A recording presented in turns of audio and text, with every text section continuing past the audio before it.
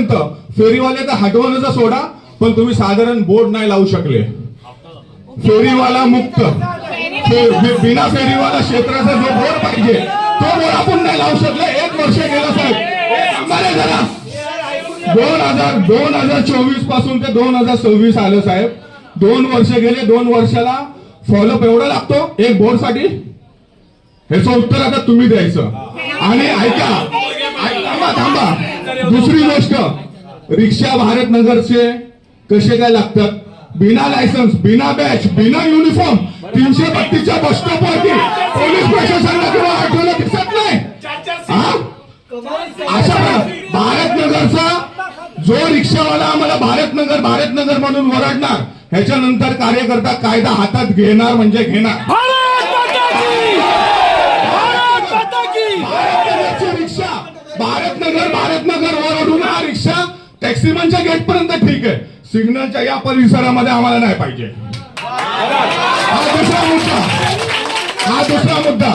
आणि सिनियर साहेब पोलिसांचं आपल्या जो सिस्टम मध्ये आहे तेच मी सांगतोय की आपण आता या पब्लिकांसमोर एक FIR नोंद करून घ्यायची साहेब.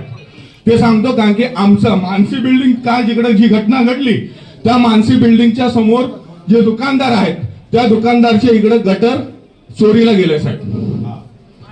तिकडे आम्हाला गटर दिसत नाही, गटर चोरीला गेले असं FIR नोंद करून घ्यावा. हा ठीक आहे ना.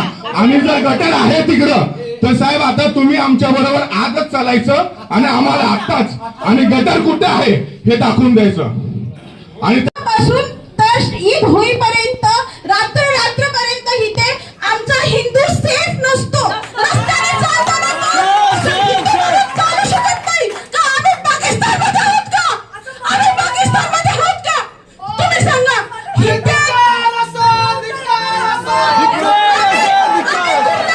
हिंदू म्हणून सेफ म्हणून राहू शकत नाही. आज आमच्या कोणतीही महिला असो किंवा आमची मुलं आज जी प्रकरण जे झालेलं आहे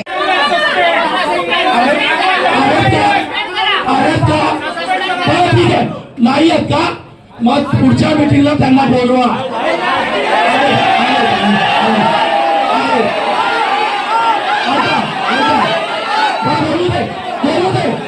आम्ही सामान्य जनता आहे, आम्हाला माहिती काय करतो, आम्हाला माहिती काय करतो.